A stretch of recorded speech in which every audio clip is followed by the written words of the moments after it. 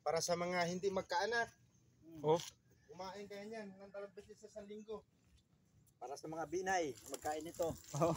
Mga binayaan ng asawa. Binay. Binayaan ng asawa. Ano po? Kahit kutsara lang yung gamit. Kasi hindi naman bawal yan eh. Oo.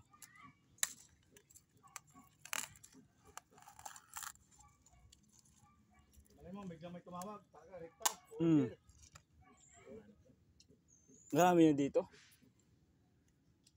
Pero kung kami, ang order namin hindi yung swakit, hindi yung surgeon, yung kumakain.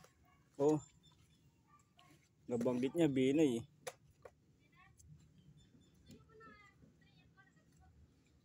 Okay, saglit lang.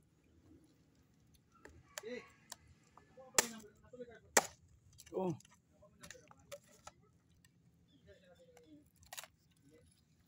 Oh, parang ano pala siya.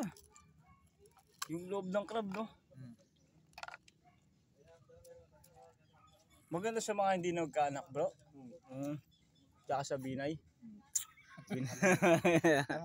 Kumain kayo 2 beses sa isang linggo. Oh. Oh, parang ano crab, no? Ito yung kinakain yan. Pero ano lasa kaya, bro? Ay, masarap. Oh. Hindi, kung ikukumpara mo siya sa ano, bro, sa pagkain ano, yung mga seafoods, anong alos kapares ng lasa niya? Tahong? Ha? Tahong? Mas masarap to. Oh. Dilo, oh. Sarap. Dami talaga pagkain sa dagat na hindi ko pa nakikita.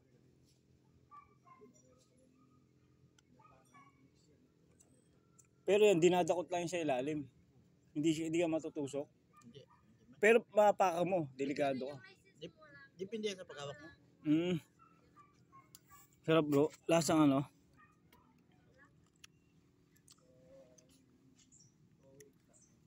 Lasang... Ay, yung ano, yung dilaw sa balot.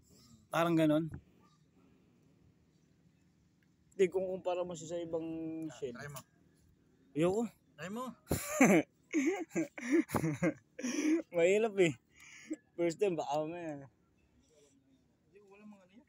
Ha? Walang sabi na may allergy. Oh, wala. Doktor nga na ano yan. Oh? Huwag ka lang high blood. Hindi.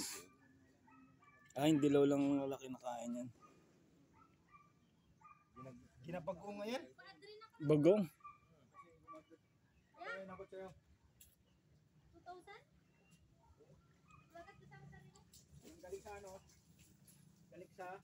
Sarap. Bangkok. Santro? Tapos ngayon, ay ilan ang sport mo? E1, E1, Anong kayang dadalhin nun? Ruel. Pwede sa Flores. Pero malumas pa Flores. Ay, paano lumabas sa'yo kung nagsarili ka lakad? Kasi nung pag na-stroke ko, E1 na talaga yun. E1, 1, Kaya ibig sabihin yung kung nagsarili ka, paano ka nakapakakuha ng Flores na hindi kaya nakuha? ano lang ako muna, punta sa driving school tapos pinagasis lang sa akin na tao. Sinamahan Pera. Saan ba na doon? Sa may Palawan High? Dito na Palawan High? Ang dati ng bunas?